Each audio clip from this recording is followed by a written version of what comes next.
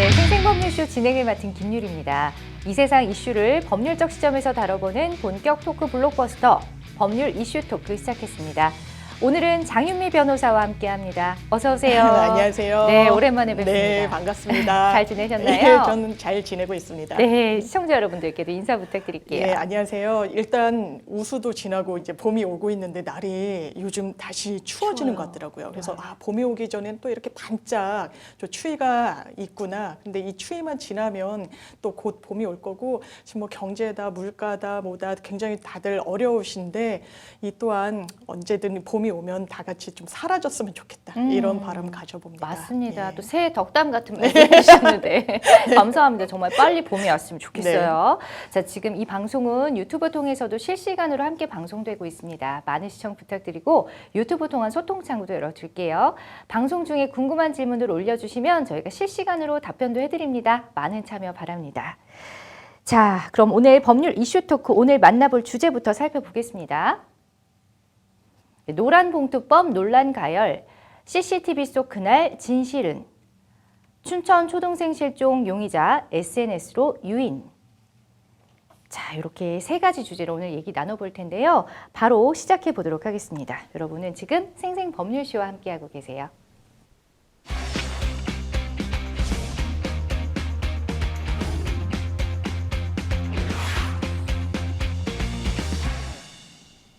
네, 오늘 첫 번째 법률 이슈 토크는 바로 노란봉투법 논란 가열입니다.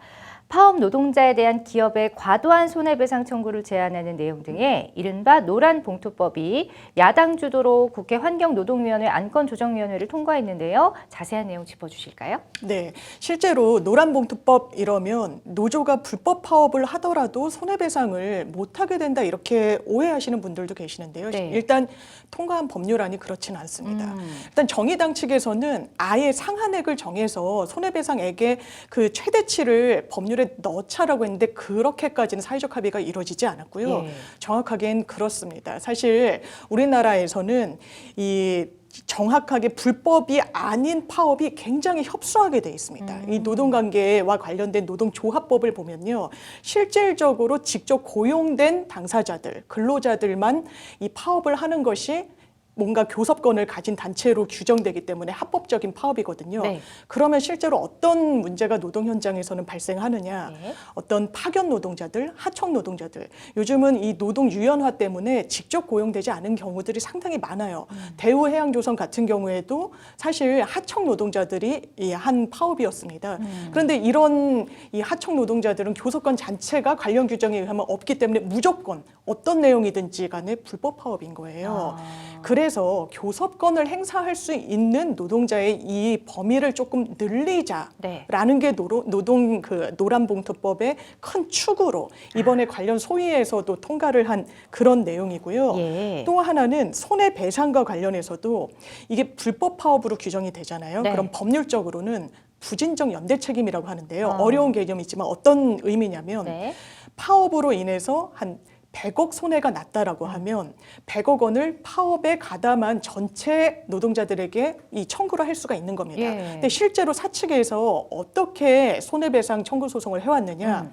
부진적 연대 책임이라고 말씀드린 그 구조에는 이 100명의 이 근로자들, 노동자들이 있다라고 하면 한 명한테 이 100억을 다 청구하고 이 100억을 받은 사람은 나머지 10억씩 구상을 하는 후발적인 관계가 남을 뿐이지 소송은 내가 선별해서 할 수도 있는 거예요. 예. 그래서 사측에서는 약간 본보기식으로 이 노조를 이끈 사람들, 주도자들 몇 명에게 이 전체에 대한 불법행위 청구 소송을 해왔던 관례가 있었습니다.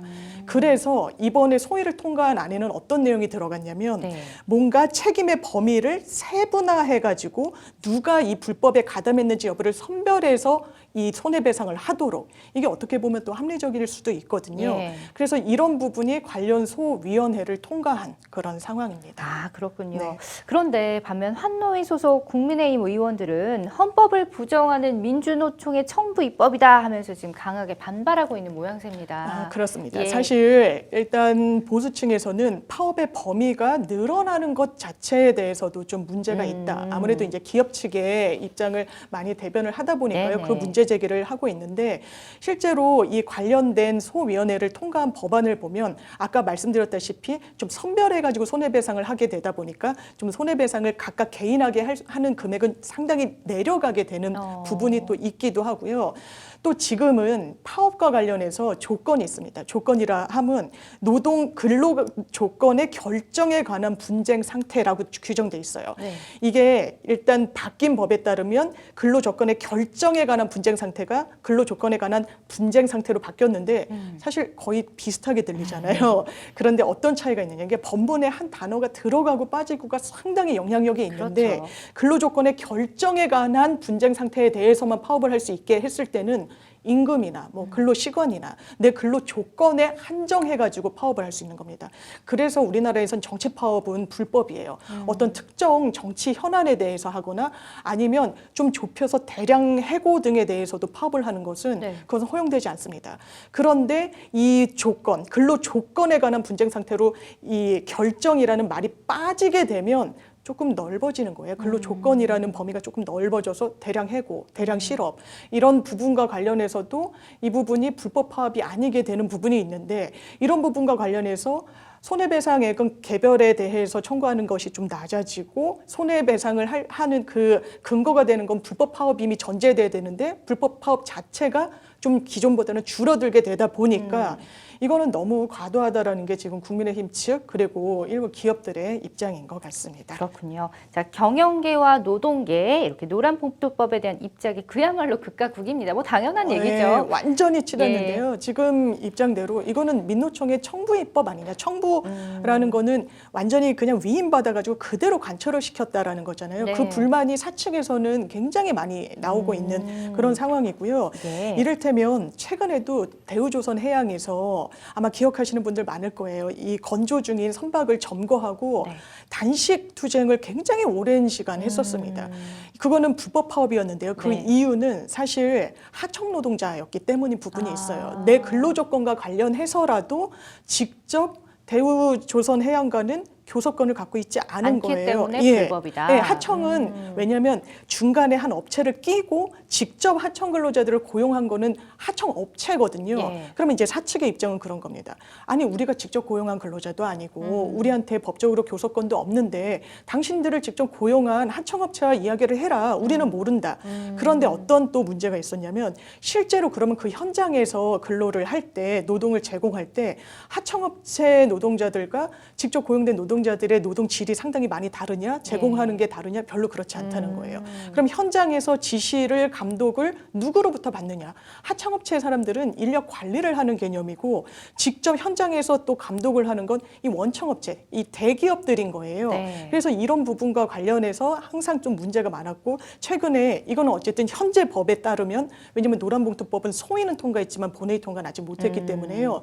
지금 단계에서는 불법 파업인 겁니다. 노란봉투법에 따르면 하청업체 근로자도 교섭권을 가지니까 합법 파업이 되는데 그래서 이 5명을 상대로 대우조선해양과 관련해서 청구된 손해배상 금액이 네. 470억이에요. 5명을 상대로. 예, 그래서 이건 사실 개인이 감당할 수 있는 예, 금액은 아니고요. 그렇죠. 사실 산정했을 때 근거는 있습니다. 이 건조물 같은 게 해외에 수주를 하는 거잖아요. 해외에 수출을 해야 되는데 하루라도 지체가 되면 너무나 큰 지체 상금을 손해니까. 물어야 예. 돼요. 그래서 그걸 근로자한테 완전히 전가했던 부분인데 이런 부분과 관련해서 노동계는 이게 과연 맞느냐. 사실 노동조합 활동, 어떤 파업 활동을 원천 못하게 하는 그런 이 상황을 좀 개선해야 된다라는 게 노동계 입장이고 사측은 그렇다면 지금 경제 상황도 좋지 않은데 파업 범위는 늘고 네. 이런 부분과 관련해서 손해배상 전가도 못하게 되는 거 아니냐라는 또 볼멘 소리, 불만의 소리가 굉장히 격돌하고 있는 그런 상황입니다. 야, 뭐 원래도 그렇지만 입장차가 또 이번 케이스는 너무나 맞습니다. 극명해가지고 예. 보니까 좀 합의가 쉬울 것 같진 예. 않아 보이는데 먼저 노동계 입장 자세히 살펴보겠습니다. 예, 노동계에서는요. 보면요. 일단 해외 입법 사례를 많이 이야기해요. 일단 이게 전례가 없는 일이다. 노동계만 이렇게 두둔하는 법률이다라고 이야기를 하는데 해외 입법 예들을 찾아보면 꼭 그렇진 않습니다. 노동계 입장도 그런데요. 실제로 유럽 같은 국가는 어떤 노동운동이 굉장히 선진화돼 있다 뭐 이런 이야기를 하잖아요. 네. 그리고 일본 같은 경우만 하더라도 이렇게 민사 영역으로 잘 가져오지 않는다는 거예요. 개별적으로 이런 노동자들에게 근로자들에게 천문학적 액수의 손해배상을 하지 않는 문화가 예. 있다라는 겁니다. 그리고 단체 교섭권과 관련해서도요. 우리나라가 비교적 그걸 굉장히 좁게 규정하고 있는 건 맞아요. 하청업체 근로자들, 파견업체 근로자들은 아예 어떠한 경우에도 본인의 직접 근로 조건과 관련해서 협의를 해야 되는 상황이라도 못하게 돼 있는 게 현재 규정이기 때문에 이 부분과 관련해서 조금 진전된 법안을 내야 된다. 오히려 노동계에서는요. 아니 손해배상액도 상한을 딱 둬야 되고 그래야 실질적으로 노동운동이 활성화될 수 있는데 이번 법안은 반쪽짜리에 그쳤다. 오히려 또 볼멘 목소리를 내고 있습니다. 그렇군요. 또 중소기업계도 강력한 우려를 표명했다고 하는데. 그렇죠. 예. 사실 대기업보다 더 타격을 입는 건 중소기업일 수도 있는 거예요. 네. 이런 하청 파견 근로의 형태를 가져가는 건 대기업, 중소기업 다 마찬가지인데 대기업은 또 직접 노조가 상당히 또 세기도 하고요. 네. 지금까지 교섭해온 역사나 그런 흐름이 분명히 있는데 중소업체들은 고스란히 부담으로 와야 된다는 걸 걱정하고 있는 거죠. 그럴 만약에 수밖에 하청업체 근로자들이 우리에게 직접 교섭권을 요구하면서 무슨 임금을 올려달라고 한다. 근로조건을 좀 변경해달라고 한다고 했을 때 이거는 기업에 너무 큰 부담이 될 수밖에 없다. 네. 오히려 대기업보다 중소기업들이 그 체감하는 부담의 정도는 더 클 수밖에 없기 때문에 이 부분과 관련해서 저지해야 된다는 입장이 대단히 강하게 기류가 흐르고 있고요. 그래서 국민의힘 측에서도 이 부분이 본회의를 설사 통과한다고 하더라도 네. 이게 대통령이 국무회의에서 의결을 해야 최종적으로 공포가 되는데 이 어쨌든 반대권을 대통령이 거부권을 행사할 수도 있다. 거부권을 행사해서 국회로 넘어오면 좀 더 강화된 요건으로 재가결을 지켜야 되거든요. 예. 그러면 통과를 장담할 수 없는 상황이 될 수도 있는데 이게 워낙에 양당의 정체성과 관련된 문제이기도 하고 또 본인들의 지향점을 고스란히 드러내주는 그런 법안이다 보니까 네. 아마 소위는 간신히 또 민주당과 정의당의 어떤 협의로 통과는 됐지만 네. 앞으로의 통과는 장담하기만은 좀 어렵다. 가시밭길이 좀 놓여져 있다. 이렇게 보는 게 맞는 것 같습니다. 그러네요. 그래서 통과되지 못한 법안들이 많죠. 빽빽하잖아요. 예, 논의는 많이 했지만요. 예, 참 뭐 양쪽 다 이해가 안 되는 바는 아닙니다. 네, 윤석열 정부의 노동개혁 성공회법을 모색하기 위한 좌담회가 지난 15일에 진행이 됐는데 이 자리에서도 노란봉투법에 대한 우려가 이어졌다고요. 그러니까요. 이제 뭐 노사위다 뭐 해서 굉장히 노동계 그리고 정부 네. 그리고 이 사측이 같이 논의할 수 있는 그런 단위가 있기도 한데요. 이런 부분과 관련해서도 입장이 전혀 좁혀지지가 않습니다. 오히려 노동계에서는 우리나라의 노조 조직률이 14%밖에 안 된다. 굉장히 좀 낮다. 네. 그러니까 뭐 해외 선진 국가와는 비교가 안 되고 노동자들이 노동자의 어떤 권리 개선을 요청할 수 있는 그 플랫폼 자체가 굉장히 없다라고 이야기를 하는데 오히려 사측과 정부 입장에서는 이렇게 노조율이 낮으면 14% 정도밖에 안 되는데 나머지 86%의 근로자들은 대변할 수 있는 노조도 없는데 오히려 사각지대에 놓이는 거 아니냐 이런 반론을 펴고 있기도 하고요. 항상 이 비용 부담과 관련해서 서로 이제 양보만을 요청하고 강제하고 이 협의점을 찾기 어려운 부분이 있는데 사실 노란봉투법은 논의가 된 지는 꽤 되기는 했었습니다. 왜냐하면 모든 하청업체 근로자들의 파업은 불법 뭐 이런 식으로 규정이 되고 불법 파업으로 이 규정이 된 이후에는 항상 불법 파업에 기한 불법행위 손해배상 소송이 잇따라 왔었거든요. 그럼 이 구조 자체가 건강한 노조 활동을 제재하는 측면은 분명히 있기 때문에 이 중간에 어느 선에서 반드시 협의는 이루어져야 되지 않을까 생각해 봅니다. 네, 맞습니다. 자, 추경호 경제부총리 겸 기획재정부 장관이 노란봉투법의 위헌 소지를 지적하면서 국회에서 재논의를 해줄 것을 강력히 촉구하기도 했습니다. 그렇습니다. 예. 경제부총리라고 하면 주무부처 장관이라고 할 수 있죠. 예. 고용노동부도 있지만 사실 더 이 뭐랄까요 부총리급이기 때문에 이 말이 엄중하다고 볼 수 있을 텐데요. 네. 이게 위헌이다라고 이야기를 합니다. 아마 위헌이라고 이야기를 하는 거는 같은 노동자 계층이라고 하더라도 뭔가 노조가 조직돼 있는 층과 그렇지 않은 부분의 차이도 있을 거고 그리고 손해배상이란 건 기본적으로 본인들이 입은 손해 그대로를 배상하도록 하는 게 맞고 아까 손해배상 소송에서 부진정 연대 책임이라는 것도 다른 소송 구조 그러니까 교통사고 이런 게 이 불법행위로 의율되면 부진정 연대 책임 구조로 소송을 제기하는 것이거든요. 네. 그럼 그 피해자들과 이런 어떤 불법 파업으로 인해서 피해를 입은 사측의 형평관계도 좀 문제가 되지 않겠느냐 뭐 이런 부분을 좀 지적하고 있는 것이어서 이런 부분에 대해서는 사실 국회에서 좀 더 수기가 필요해 보입니다. 왜냐하면 이 관련 소위를 통과시킬 때요. 네. 국민의힘 의원들은 이 논의 과정에 적극적으로 관여하진 못했습니다. 그러니까 국민의힘 입장에서는 우리를 논의해서 배제하고 자기들끼리 논의를 한 이후에 이것을 바로바로 넘겨버렸다라는 것이고 오히려 민주당과 이 정의당 측에서는 논의를 하고자 해도 논의 자체에 이제 하질 않겠다고 하고 진전되지 않는데 그렇다면 우리로서는 다른 선택지가 없지 않느냐 이렇게 또 맞서고 있어서 국회에서도 다시 또 한번 격돌이 예상되는 그런 상황입니다. 그러네요. 쉽지만은 않아 보입니다. 자, 노란봉투법에 대해 당정이 강하게 반대하고 있는 배경은 뭐라고 보세요? 이게 또 노란봉투법이요. 원래는 국회에서 관련 상임위, 노란봉투법은 이제 환노위입니다. 환경노동위원회에서 통과를 하면은 그 다음 수순이 법사위, 그리고 법사위에서 한번 스크린을 거치고 검토, 심사 등을 하면은 이제 본회의에 회부하는 절차를 거치는데요. 이게 국회법에 따르면 해당 상임위, 그러니까 환노위 위원장이 결단을 해서 일정 요건을 갖추면 바로 본회의에 직접적으로 회부를 할 수 있도록 해요. 그렇다면 국민의힘 측에서는 수기가 안 됐다, 협의가 안 됐다, 논의가 제대로 안 됐다라고 하는데 바로 본회의로 넘겨버리니까 예. 더 갈등이 격화되는 부분이 있고요. 또 양곡관리법이라는 것도 상당히 격돌이 되고 있는 쟁점 법안 중에 하나입니다. 이게 민주당에서는 이재명 대표가 대표 안건으로 민생 현안을 해결하는 대표 법안으로 좀 언급을 하고 있거든요. 이게 쌀이 너무 많이 생산이 되고 있잖아요. 예. 인구는 줄고 쌀 소비도 줄고 있기 때문에 이걸 정부에서 수급 조절을 하기 위해서 양곡을 매수해주는 그런 내용을 담은 건데 이 부분과 관련해서도 국민의힘은 선뜻 찬성하는 입장은 아닙니다. 예. 이게 약간 시장 논리에 반하는 부분도 있고 정부가 지나치게 관여하는 거 아니냐라는 이야기를 하고 있고 민주당에서는 거의 당론으로까지 채택하는 수준으로 논의를 해서 관철시켜야 된다라고 하는데 이 양곡관리법도 또 법사위 거치지 않고 본회의로 바로 넘겨버렸거든요. 그러니까 이 국회가 과연 협의가 되는 거냐. 예. 아무리 좀 이 민주당이 다수석이라고 하더라도 국민의힘의 입장과는 너무 반영을 안 하는 거 아니냐 이러면서 또 여러 쟁점 현안 법률들을 두고 양당이 또 입장차를 전혀 좁히고 있지 못하는 것 같습니다. 네, 그렇군요. 참 국민들이 입장에서는 잘 좀 네. 합의 좀 해서 빨리빨리 통과시키고 좋은 네. 것들은 우리 국민에게도 좀 좋은 혜택을 주지 이런 생각이 드는데 이게 참 팽팽하기 때문에 참 모든 법안이 모든 안건이 참 쉽게 통과되지는 않는 네. 것 같아요. 자, 더불어민주당과 정의당이 노란봉투법을 21일 국회 환경노동위원회에서 전체 회의에서 강행 처리하겠다 이렇게 지금 단언을 하고 있는 가운데 국민의힘은 또 강력하게 반발을 하고 있는 그런 상황입니다.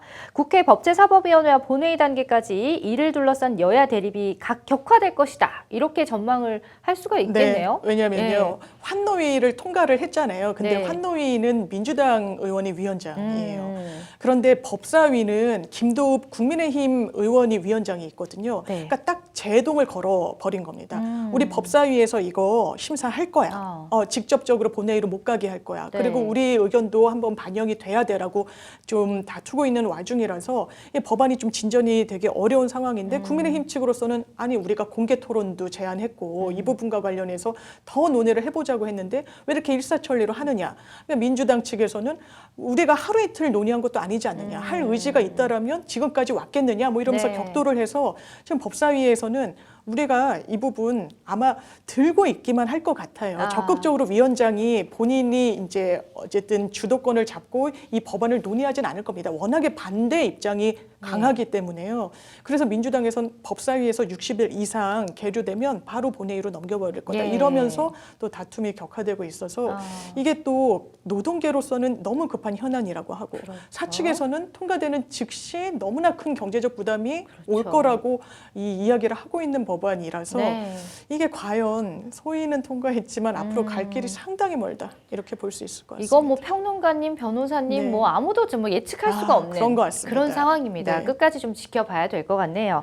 자, 간호법에 대한 얘기를 좀 나눠보고자 하는데 간호법 후폭풍의 여파가 최근 가동된 의정협의체까지 미치고 있다. 이 무슨 얘기인가요? 이 간호법이란 법은 지금 없습니다. 음. 의료법, 의사법은 있어요. 그렇죠. 예. 맞아요. 그런데 이 간호법이란 게 제정이 되면 아무래도 권리 의무 관계가 규정되기 마련이잖아요. 그러니까 간호사라는 직역이 할 수 있는 업무 범위, 예. 그리고 행사할 수 있는 권리 이런 부분을 다 규율하는 건데 어디가 엄청나게 반대하냐면 의사협회에서 아이고. 굉장히 반대를 합니다. 그래요. 예, 가장 큰 원인은 우리의 직역을 침탈할 여지가 있다.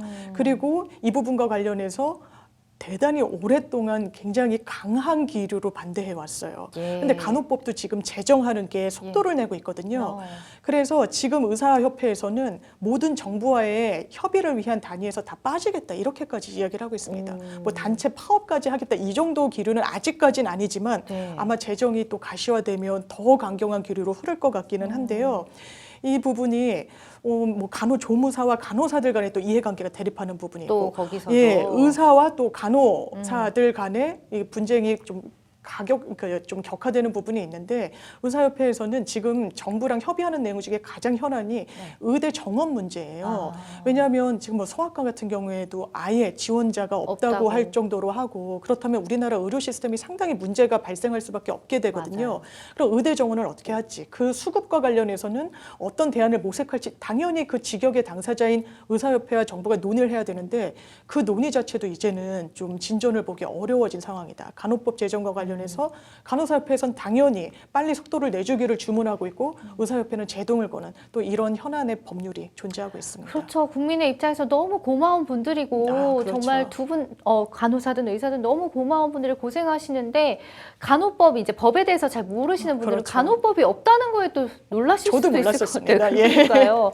아, 그렇군요. 자, 계속해서 이제 여야가 여러 가지 입법 때문에 대치를 하고 있습니다. 제가 앞날 질문을 드리지만 뭐 뻔하지 않겠습니까? 어떻게 보세요? 그러니까요. 국회가 그나마 이제 법률안 심사와 관련해서 이렇게 좀 다루는 것도 좀 드문 일인 것 같아요. 워낙에 여야가 여러 가지 정치 현안으로 뭐 대립을 하고 있다 보니까요. 네. 뭐 이재명 대표에 대한 수사다, 뭐 이런 부분과 관련해서 정당성이 있다 없다, 검찰이 뭐 정치적 수사를 하고 있다 아니다, 이건 통상적인 토착 비리에 대한 수사다 격돌을 하고 있는 그런 상황에서 민생 법안의 처리가 좀처럼 속도를 못 내는 것 같고 속도를 내더라도 또 한 정당의 입장에 따라서 굉장히 이게 또 발목이 잡히기도 하고 또 속전속결로 하는 것만이 정답이 아닌 상황인 게 맞기도 해서 참 어렵다. 네. 이게 과연 풀릴 때가 언제 풀릴 것인가는 누구도 예측하기 힘든 국면으로 이 국회의 스케줄이 흘러가고 있다 이런 생각이 듭니다. 예, 저야 뭐 아쉬울 게 없는 일반 시민으로서 정말 그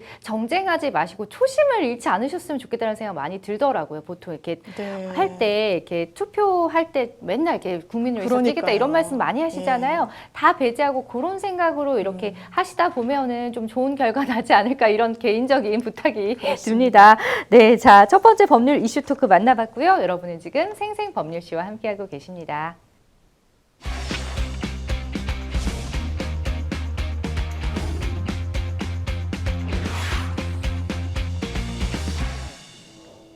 네, 법률 이슈 토크 두 번째 주제는요. CCTV 속 그날 진실은입니다. 부산의 한 국공립 어린이집에서 보육교사들이 아이들을 학대한 정황이 드러나서 경찰이 수사에 착수했다고 하는데 참 네. 정말 듣기도 전에 가슴이 맞아요. 너무 아파요. 무슨 일인가요, 이게? 이 아이 키우시는 분들이면 거의 충격 그 자체라고 할 수 있어요. 네. 거의 대부분이 어린이집 그리고 국공립 어린이집이라고 하면 조금 더 믿게 되는 게 믿게 있죠. 되는 게 좀 예. 있죠. 왜냐하면 이건 정부에서 관리를 하는구나. 선생님들도 좀 아이를 안심하고 맡길 수 있는 그런 자질의 선생님들이시겠구나라고 네. 했는데 이 부산의 국공립 어린이집에서 일어난 일은 상당히 좀 충격적입니다. 예. 뭐 아이가 울고 있는데 그거를 선생님이 촬영한다. 뭐 부적절하죠. 그런데 그건 상당히 약과인 상황이었고요. 일단 아이 입에 손가락을 넣는 장면이 CCTV에 나온 거예요. 예. 왜 그런가 했더니 아이가 이제 좀 아이들은 비위가 좀 약하잖아요. 그래서 예. 쉽게 또 토를 하기도 하는데 그럼 그렇죠. 아이가 토를 합니다. 네. 근데 선생님이 그걸 치워주거나 해야 되는데 심지어 방송에서 말씀드리기도 송구할 정도로 토사물을 먹게 하는 장면도 담겨 있었던 거예요. 이 있을 수 없는 일이고 네. 아이들이 일부러 울리기도 했고요. 네. 그리고 그걸 좀 촬영했고 또 뿐만 아니라 이 어린이집에서는 아이들 취침 시간이 있어요. 낮잠을 네, 자야 있죠. 되기 때문에 너무 어린 아기들이라서 근데 자려고 하는 애를 막 깨웁니다. 그리고 막 울기도 하면은 그것을 뭐 촬영하기도 하고요. 네. 그러면 이거를 정말 학부모님들은 어린아이들은 또 말도 못해요. 집에 가서 못하죠. 이런 일을 당해도 네. 엄마 선생님이 내 입에 손을 넣었어 뭐 뭐 등등이나 그게 잘못된 건지조차 모를 수 수 있죠. 있거든요. 자려고 하는데 나를 깨웠어. 이런 문제 제기를 할 수 있는 존재 자체가 아니에요. 대단히 약한 아이를 연약한 존재를 본인들이 건사한다는 그 미명하에 사실상의 폭력을 행사했다는 점에서 여러모로 충격을 주고 있습니다. 아니 교사 하나가 아니라 교사들이 맞아요. 그랬다는 것도 굉장히 충격적이고 얘기를 들으면서도 이해가 안 가는 부분이 너무 많거든요. 네. 자, 그런데 이 학대 정황이 한 부모에서 우연히 또 발견이 됐다고 합니다. 이거 다행인 맞습니다. 건가요? 예. 이게 사실은 그냥 넘어갈 뻔했어요. 아이들이 뭐 이걸 말하기도 어렵고 또 뭐 상처가 남게끔 때리거나 한 건 아니었거든요. 네네네. 보통은 학부모들이 아이의 학대 사실을 인지하게 되는 건 상처가 와서 그렇죠. 오거나. 그래서 과거에도 아동학대 사례들 중에 상처가 아주 미세하게 남도록 핀으로 찌른 경우도 있었거든요. 아이고. 그런 것들이 정말 학부모들이 아이를 아주 꼼꼼하게 보지 않으면 잘 놓치기 쉬운 것들인데 네. 이번에는 어떻게 됐냐면요. 아이가 이 어린이집 근처에서 놀이터에서 넘어진 거예요. 네. 그래서 다쳐서 오니까 엄마는 걱정이 되잖아요. 그래서 어린이집에 요청을 한 겁니다. CCTV 그 사고 상황을 좀 저희가 보고 싶어요. 어떻게 된 건지 좀 볼 수 있게 해주세요라고 해서 협조를 받습니다. 근데 CCTV를 봤더니 넘어진 게 문제가 아니었던 네. 거예요. 아까 말씀드렸다시피 자는 아이를 하거나 또 귀 같은 데를 이렇게 비틀면은 아이는 되게 고통을 받지만 네. 이게 상처가 남지는 않을 수도 네, 있잖아요. 네. 그런 장면들이 고스란히 담겨 있었기 때문에 그게 또 학부모한테 딱 그 알게 된 그런 계기가 됐고요.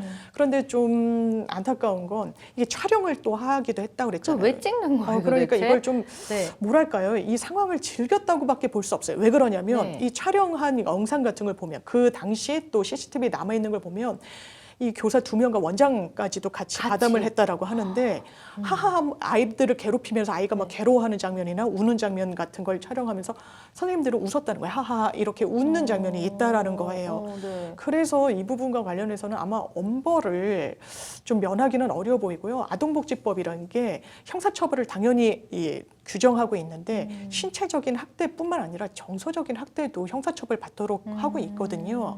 그래서 대단히 학부모님들은 요즘은 아이들이 1명 내지는 이제 2명 정도밖에 없기 때문에 네. 뭐 아이가 뭐 5, 6명이어도 다 소중하지만 더 좀 소중하게 하고 이제 양육을 하려고 하는데 이렇게 믿고 맡기는 곳에서 이런 일이 정말 끊이지 않고 잊을만 하면 나오고 잊을만 네. 하면 나오고 해서 좀 안타깝기가 그지 없습니다. 맞습니다. 참 그 좋은 선생님들도 많으실 텐데 일부 이런 일들 때문에 같이 또 싸잡아서 욕을 먹고 그렇죠. 또 불신을 이렇게 받는 것 같아요. 자, 극악무도한 아동학대를 저지른 어린이집 원장. 참 원장부터 그랬다니 너무 기가 막힌데 그러니까요. 이 교사 어떤 혐의가 적용될까요? 아마 아이들이 상해라는 거는 꼭 이런 신체적인 상해뿐만 아니라 정신적인 상해 같은 것도 이게 입증이 되면 처벌을 할 수 있거든요. 네. 아동학대와 관련해서 관련 규정으로 엄하게 처벌받을 것 같고요. 당연하게도 아동복지법 위반 혐의에도 해당합니다. 이게 피해자가 있는 사실상의 범죄 행위를 저질렀다고 이제는 전제하고 봐야 돼요. 그러면 이런 피해 아동들의 부모들에게 용서를 구하고 합의하지 않으면요. 네. 더 세게 처벌받을 수밖에 없는 부분이 또 분명히 네. 있고요. 지금이라도 이 범행을 부인하는 게 좀 현명한 소송 대응 전략이라고 보기는 어렵고요. 네. 뭔가 반성하는 태도를 재판부에도 보이고 수사기관에도 보이고 무엇보다 이 피해 아동들 그리고 그 아동들의 부모님들께 사죄드리는 게 관건이라고 하겠습니다. 아니 사죄 드려도 제가 부모라면 받아주고 싶지 않을 것 그렇죠. 같습니다. 이거는 정말 다분히 의도적인 거고 맞습니다. 오히려 지능적으로 아이를 괴롭힌 거기 때문에 아이에게도 굉장히 트라우마로 남을 것 같고 그렇습니다. 부모도 상처를 받을 것 같아요. 맞아요. 왜냐하면 네. 합의라는 건 기본적으로 돈으로 할 수밖에 없어요. 내 정신적으로 피폐해졌다. 가해 행위로 인해서 신체 일부가 상당히 다치게 됐다. 마음의 상처가 남았다라는 것도 궁극적으로 이거를 좀 복구하는 거는 금전으로 회복하는 방법밖에 없거든요. 법률적인 절차. 근데 이게 내가 다치면 또 모르겠습니다. 이 학부모님들 입장에선 그럴 것 같아요. 내가 다친 거라면 내가 돈을 받고 끝날 텐데 이건 아이의 문제잖아요. 네. 그리고 너무 어렸을 때 이런 상황에 놓이게 되면 그 후유증이 사실 어떻게 발현될지 모르는 거잖아요. 그러니까 아마 저라도 선뜻 용서를 구한다고 하더라도 금전을 받고 합의서를 써주는 데는 상당히 좀 심적인 갈등이 네. 많으실 것 같다 이 생각이 맞습니다. 듭니다. 정말 상상도 하기 힘든데요. 네. 참 좋은 교사님들도 많고 사실 내 자식 내가 보는 것도 너무 힘들 때가 있어요. 그렇죠. 그죠? 힘들죠. 예. 정말 고생 많으시고 고마운 분들이 많은데 그런 분들까지 욕먹이는 이런 나쁜 교사들 정말 없어졌으면 좋겠다는 생각이 듭니다. 자, 그리고 또 안타까운 얘기를 네. 또 할 수밖에 없는데 자, 일주일 전에 수영장에서 익수 사고를 당한 아이가 있었죠. 결국은 숨졌다라는 소식이 전해져서 정말 안타까운 많은 분들이 안타까워하셨는데 이때 CCTV를 확인한 부모가 울분을 토했다. 네, 그런 얘기가 있습니다. 이게 왜냐하면 아파트 커뮤니티로 운영되는 수영장이었어요. 예. 이 CCTV에서 보면 상당히 시설도 좋고요. 그때 뭐 대단히 많은 아이들이 수영 강습을 받고 있던 상황이 아니었습니다. 네. 지금 결국에는 이 사망한 아이 같은 경우에는 5살이었고요. 5살 아이는 이제 수심에 들어갈 때 수심이 더 깊다 보니까 그 해당 그렇죠. 아파트의 수영장도 그랬거든요. 이 헬퍼라고 해가지고 구명조끼 같은 걸 장착하고 네. 있었습니다. 근데 구명조끼가 여러 이런 끈 같은 게 좀 부착이 돼 있잖아요. 근데 한 아이가 잠수를 하고 있었고 강습을 받는 그 수영 강사가 직접 교육하고 있던 애는 잠수를 하고 있고 이 피해 아동 같은 경우에 그거를 보면서 따라하고 있는 상황이었다라고 해요. 그런데 이 헬퍼에 부착된 끈이 이 사다리 같은 데 엮이면서 아이가 대단히 허우적댔던 겁니다. 그런데 이 수영 강사가 이걸 제때 발견을 못한 네, 거예요. 또 8살 친구가 요청도 했다고 제가 그러니까요. 알고 있는데요. 이 8살 아이는 이 좀 사망한 아이보다 더 큰 아이였는데 지금 이 아이가 되게 좀 위험한 것 위험하다. 같다라고 이야기까지 했다고 하는데 일단 늦게 구조가 됩니다. 이미 좀 상당히 이 산소는 들어가지 못한 지 오랜 시간이 경과해서 병원에서도 이거는 좀 존엄사를 생각해 보셔야 된다라고 네. 부모님께 말씀드릴 정도로 병원에 옮겨진 직후부터 사실상 상태는 굉장히 좋지 않았던 그런 사안입니다. 예, 정말 그 CCTV를 본인 눈으로 확인했을 때 그 심정은 정말 뭐 이루 말할 수가 없을 것 같습니다. 너무 안타까운데요. 자, 어머니가 아들이 세상을 떠나기 하루 전에 간절하게 도움을 요청했던 글 또한 많은 분들의 안타까움을 사고 있다고 하는데 어떤 내용인가요? 그러니까 이 어머니 저도 해당 뉴스에서 어머니 영상 그 아들과 대단히 즐거운 시간을 보내는 영상을 봤어요. 네. 그랬더니 정말 마음이 아프던데 정말 맑고 밝은 아이 남자아이더라고요. 근데 엄마 심정은 정말 좀 헤아리기조차 어렵습니다. 네. 일단 어머니가 글을 올린 시점은요. 병원에서 존엄사를 선택하는 게 어떠시겠습니까? 지금 뇌가 너무 많이 부었습니다. 그러니까 뇌 이탈이라는 표현을 의사 선생님이 또 쓰셨다고 하는데 이제 상태가 위중하다는 네. 거겠죠. 그래서 이제 장기 이식까지도 좀 이렇게 하는 것을 고민해봐 달라는 요청을 받은 상황인데 어머니는 이 아이를 놓칠 수가 없는 거예요. 그럼요. 예, 놓을 수가 기적을 없는 바랄 거죠. 수밖에 없죠. 그래서 이 많은 분들이 이용하시는 커뮤니티에 우리 아이가 지금 이런 상황이었습니다. 그런데 저는 아이를 하늘나라를 지금은 뭐 못 보내요. 그래서 이런 의료와 관련해 가지고 조금이라도 지식이 있는 분들, 그리고 조언을 해주실 수 있는 분들, 도움이 될 수 있는 말을 해주실 수 있는 분들은 제 연락처 남길 테니까 제발 도움 좀 주세요라고 지푸라기라도 잡는 예, 심정으로. 정말 절절한 글을 올리신 거예요. 그런데 사실 어떻게 이런 안전사고가 이런 시설에서 나올 수 있을까? 아이가 수심이 좀 깊은 곳에 있었는데 이게 끈이 아이 이 사다리에 좀 얽히고 이러는 거는 어느 정도 예상도 가능한 거예요. 네네네. 아이는 이걸 혼자 풀 수 있거나 이런 능력은 없으니까요. 이게 바로 딱 건지기만 했어도 이렇게까지 그렇죠. 비극이 있진 않았을 것 같아요. 바로 발견했다면 아이가 이렇게까지 되진 않았을 게 너무 명백해 보이고 진짜 안타까운 게 이 해당 수영 강사는 있었지만 그렇다면 이 안전 요원은 배치가 좀 돼 있었어야 되는데 아무리 이제 아파트의 커뮤니티 시설이라도 일단 안전 요원은 없었습니다. 그래서 이런 뒤늦은 후회 그리고 안타까움이 이번 어쨌든 사고를 계기로 남게 된 것 같습니다. 정말 제가 이제 댓글을 봤거든요. 예. 그런데 많은 분들이 이제 부모 입장에서도 너무 막 기적을 바라면서 뭐 기도도 해주셨지만 또 어떤 분들은 당연히 거기 엄마가 따라가 있어야 되는 거 아니냐 막 그런 엄마를 비판하는 네 그런 글을 볼 때 정말 가슴이 아프더라고요. 또 도우미도 있었다고 저는 네, 알고 네, 있었고 네. 그 내용을 완전히 파악하지 않은 상태 일부만 보고 그렇게 부모를 비판하는 일은 아이와 관련된 사고에서 좀 자제를 해주셨으면 좋겠다라는 생각을 정말 좀 많이 공감합니다. 했습니다. 왜냐하면 네. 정말 고통받는 분은 그 부모님일 그럼요. 거고요. 부모님이 안 간 게 잘못은 아닙니다. 이 네. 사고가 난 게 맞벌이셨고. 잘못인 거죠. 이게 엄마가 아이들을 24시간 따라다닐 수는 없는 일입니다. 그렇죠. 현실적으로 불가능하고요. 맞아요. 그럼에도 불구하고 사회가 아이를 안전하게 길러낼 수 있도록 하는 게 우리의 역할인 거고 어른들의 몫인 거지 누구 하나의 책임으로 그것도 가장 가슴이 아플 부모에게 책임을 전가하는 건 좀 맞지 않은 방향인 것 같습니다. 맞습니다. 참 오늘 저희가 즐거운 이슈들을 다루면 좋겠는데 계속해서 좀 무거운 이슈가 나오고 그렇습니다. 있어요. 자, 또 청주의 한 애견 카페에서 반려견을 던지고 짓밟는 등 학대한 정황이 포착이 됐다고 합니다. 근데 끔찍한 학대를 일삼는 모습이 굉장히 또 충격적이었다고 하는데 어떤 내용인가요? 왜냐하면 이게 SBS 보도로 좀 알려졌는데요. 예. 이게 애견 카페예요. 근데 이 애견을 그 학대를 당한 개를 보낸 이 견주는 네. 여기가 좀 교육도 해주고 좀 맡아도 주면서 이렇게 해주는 곳으로 알고 보냈는데 CCTV에 담긴 영상을 보면요. 네. 이 개가 좀 큰데요. 일단 들고 방으로 이제 갑니다. 네. 그리고 떨어뜨리는 거예요. 그러니까 내동쟁이 쳤다는 표현이 좀 맞겠죠. 네, 네. 그러면 동물도 동물 학대를 하게 되면 처벌을 받게 되는데 네. 이 부분과 관련해서 아니 믿고 맡겼는데 내가 비용까지 드리고 오히려 교육을 시켜주고 훈련을 시켜준다라고 해서 보냈는데 내 개를 팽겨친다? 내팽겨친다? 이걸 알고 바로 이제 걔는 데려왔다라고 하는데 이 개 주인은 정말 좀 용납할 수가 없는 일인 화가 거고요. 나죠. 예. 네. 사실 그러면 애견 카페를 운영하는 주인에게 물어봤어요. 왜 그랬냐라고 했더니 자기가 그렇게 과도하게 한 건 아니고 그 해당 개가 상당히 좀 컸다 등치가. 그런데 이게 애견 카페다 보니까 여러 이제 강아지들 개들이 이제 모여 있었는데 다른 개들에게 좀 위협적인 행동을 하고 뭐 물려고까지 해서 내가 어쩔 수 없이 제지하는 상황에서 그랬다라고 하는데 이게 개 주인 입장은 또 달라요. CCTV를 얼마나 꼼꼼히 보셨겠어요. 그랬더니 물려고 하거나 위협하거나 이런 장면은 들어있지 않다라는 거예요. 그래서 이 부분과 관련해서 또 문제가 되고 있는 그런 상황입니다. 그렇군요. 자, 그러면 애견 카페 업주에게 어떤 혐의와 처벌이 있을 예정 적용이 되는지. 일단 이 부분은요, 동물 학대와 관련된 규정이 있습니다. 이게 요즘은 과거에는요, 거의 뭐 실형 선고되거나 집행유예 선고되는 비율도 상당히 적었는데 네. 최근에는 꼭 그렇지만도 않습니다. 아주 다량의 동물을 학대하고 사망에 이르게 하고 하면 구속된 경우도 있어요.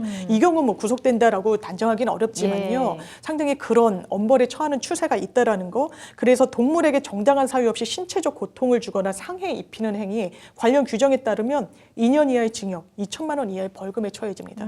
이것도 이를테면 형사처벌을 받아서 정가로 남게 되는 거예요. 그래서 함부로 이 타인의 본인의 소유 동물도 마찬가지입니다. 네. 이렇게 학대를 하거나 하면 안 되고요.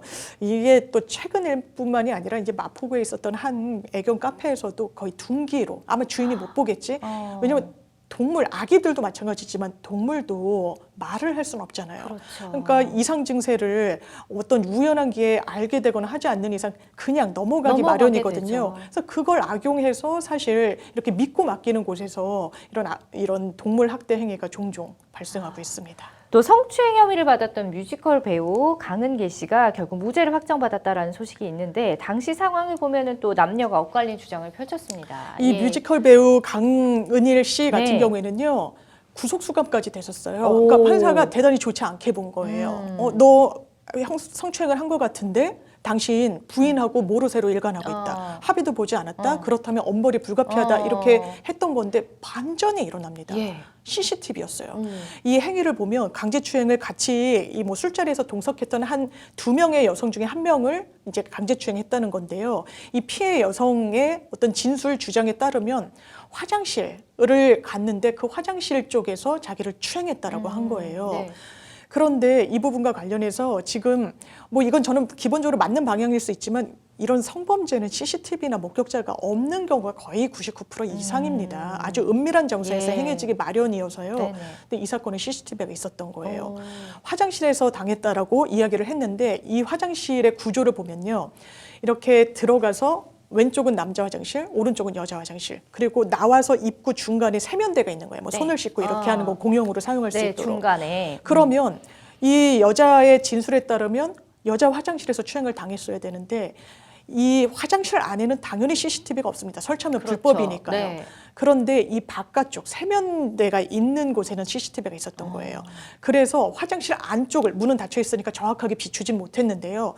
이 아래쪽에 그림자를 비추는 영상이 있었던 겁니다. 네. 그런데 이 피해 여성이 주장하는 해당 이 시간대의 CCTV를 보면 이 그림자가 아른거리는데 혼자만 있어요. 누군가 들어가 있었던 건 전혀 없었습니다. 그림자가 또 반전이에요. 예, 그림자가 반전이었던 예. 거예요.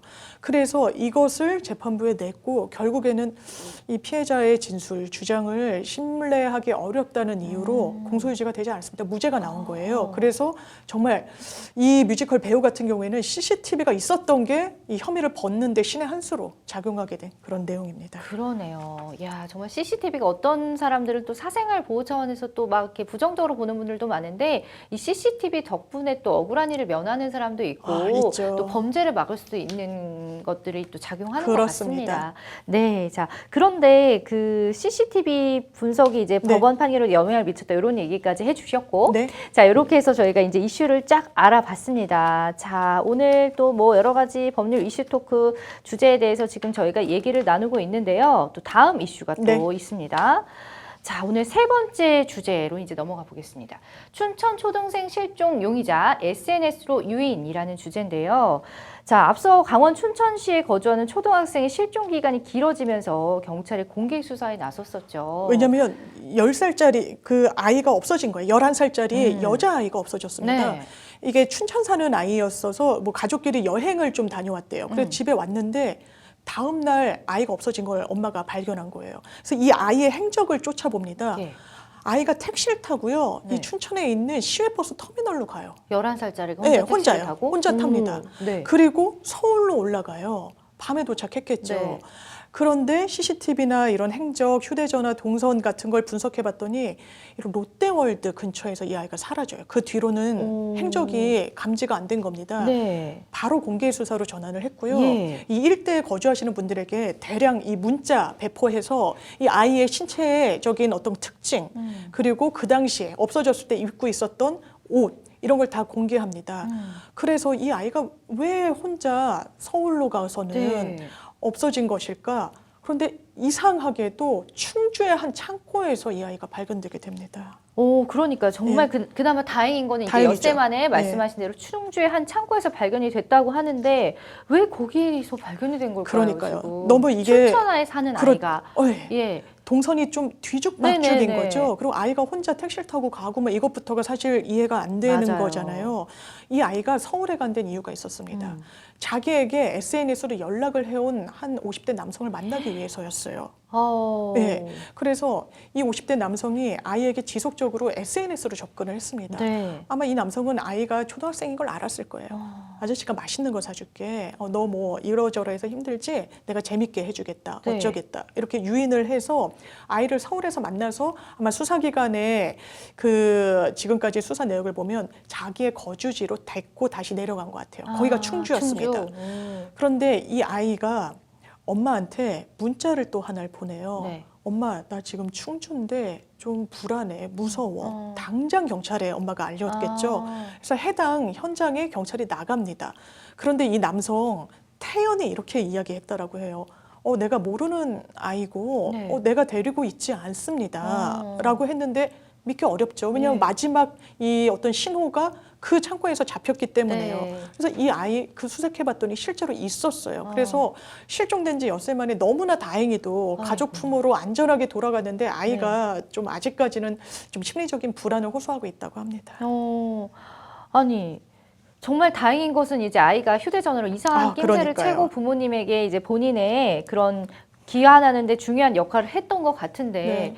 저는 참 이해가 가지는 네. 않습니다. 아직까지도. 예. 그러니까 이 아이가 그래도 휴대전화로 문자도 보내고 휴대전화 배터리도 그나마 있었던 것 같아요. 네네. 그러니까 아이를 아주 본인의 강압적인 수중하에 두진 않았던 걸로 보이기도 예. 하는데요. 일단 해당 남성은요, 영장 발부됐습니다.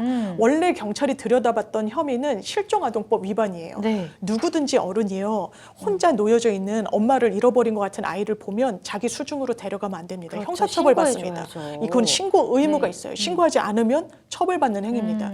일단 본인이 아이를 적극적으로 유인한 것까지는 수사가 더 필요한 단계에서 실종아동법 위반 혐의 적용할 수 있었고요. 지금은 미성년자 약취 유인입니다. 이게 납치를 했다라는 거예요. 쉽게 네. 말하면 아이에게 접근해가지고 자기 수중하에 뒀고 이 여자가 뭐가 또 추가적으로 있는지 아이를 데리고 있을 때 어떤 행위를 했는지 좀 더 따져봐야 되지만 해당 남성 현재 구속영장이 발부됐습니다. 그렇군요. 아, 참 50대 남성 용의자라는 게 더 충격적인데 SNS를 통해서 어떻게 유인을 한 건가요? 그러니까 이게 정말 아이 키우는 분들 그리고 학생 자체도 대단히 좀 유의를 해야 되는데요. 예. SNS 상으로는 그 상대방을 정확하게 진단하기가 어렵습니다.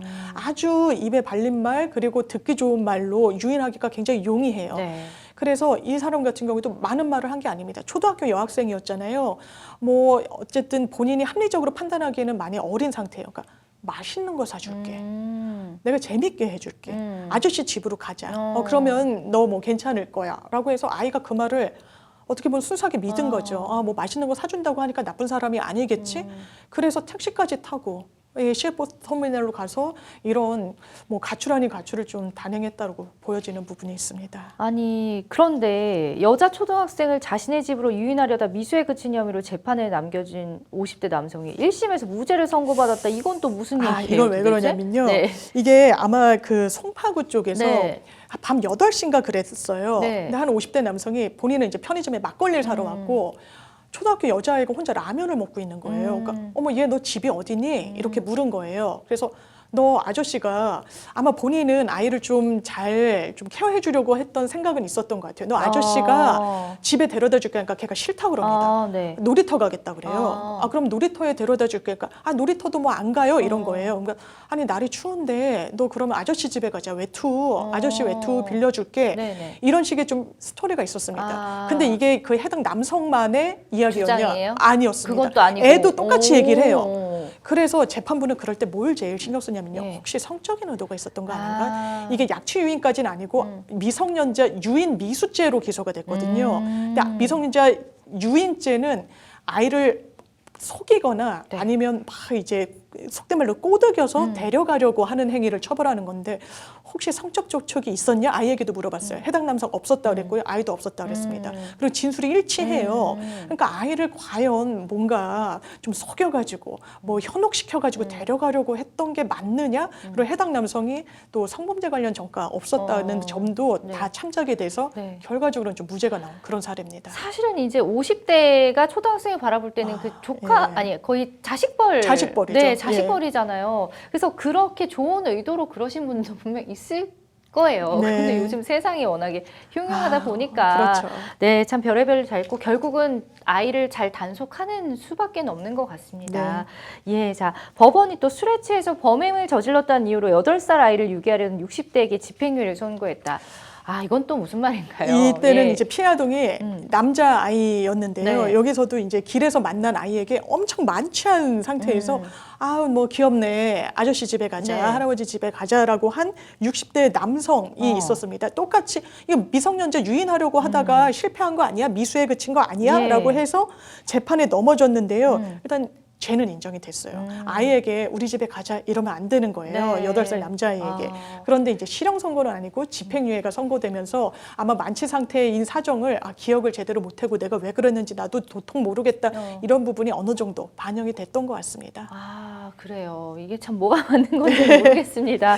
어쨌든 무죄 집행유예라 참 처벌이 너무 좀 약하지 않나라는 생각도 들어요. 의도가 만약에 좀 그런 나쁜 의도였다라면. 네, 그렇죠. 자, 미성년자 유인 범죄 좀 처벌 강화에 대한 지적도 있지 않나요? 이게 사실 예전 같으면 뭐 동네 어른들이 아이를 뭐 어떻게 맞아요, 만지고 이런 게 예전에는. 대단히 좀 관용되는 부분이 네. 있었는데 지금은 다 법으로 문제가 될 수 있고요. 네. 그러니까 이번에 지금 말씀드린 케이스들도 아이에게 신체적인 접촉 시도한 건 아니었어요. 우리 집에 가자. 얘 아저씨 집에 가면 뭐 맛있는 것도 있고 어쩌고 저쩌고. 왜냐하면 이런 게 아이들을 납치해서 굉장히 성범죄를 저지르거나 강력범죄화 되는 하나의 전초 단계로 법적으로는 평가할 수밖에 없는 부분이 맞아요. 있거든요. 그래서 절대로 모르는 아이를 보면은 경찰에 인계를 해야지 본인 집으로 데려오시면 안 됩니다. 맞아. 또 예전 어르신들 같은 경우에는 아직까지 그렇죠. 법이 바뀐 것에 대해서 잘 모르시기 때문에 네. 또 그런 마음으로 우리 집에 가자 하실 수 있지만 그건 이제 법적으로 절대 안 된다라는 거, 네, 반드시 기억하시고 오늘 저도 집에 가서 우리 아이들한테 헨젤과 그레텔 동화를 좀 읽어줘야겠어요. 맞습니다. 자, 생생법률쇼 어느새 마칠 시간입니다. 또 오늘 1시간 동안 또 여러 가지 이슈 재미있게 잘 들려주신 장윤미 변호사님 고맙습니다. 감사합니다. 네, 방송이 끝나더라도 생생법률쇼 상담 접수 계속됩니다. 각 분야 전문 변호사들의 상담을 무료로 받고자 하시는 분들은 상담 전화 02-557-8195번으로 평일 오전 9시부터 오후 6시까지 연락 주시거나 법률방송 홈페이지 내에 법률 상담 클릭 또는 아래 하단으로 나가고 있는 저희 메일 주소로도 접수해 주시기 바랍니다. 네, 생생법률쇼 오늘은 여기까지입니다. 시청해 주신 여러분 고맙습니다.